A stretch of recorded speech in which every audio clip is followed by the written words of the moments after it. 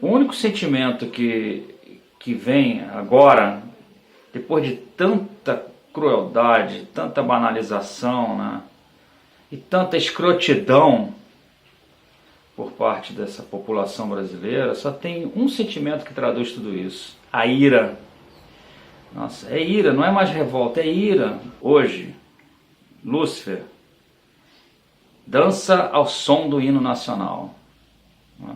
Agradece o banquete, sapateia em cima dos mortos e grita às gargalhadas em alto e bom som, clamando falsos pastores, cidadãos do bem, né, e fanáticos de toda ordem, que Deus acima de tudo, pois o inferno é aqui. E pelo visto, meus amigos, ele veio para ficar. Vejam aí, esse agora é o grande finale. É a prova de tudo que eu estou falando. Depois da facada não vai ser uma gripezinha que vai me derrubar não, tá ok? O povo saberá que foram enganados por esses governadores e por grande parte da mídia nessa questão do coronavírus. Eu acho que não vai chegar a esse ponto, até porque o brasileiro tem que ser estudado.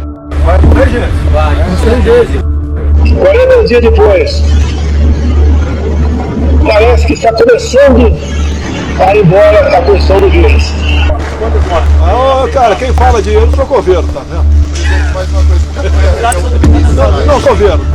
Daí, lamento, quer que faça o quê? Eu sou Messias, mas não faço milagre.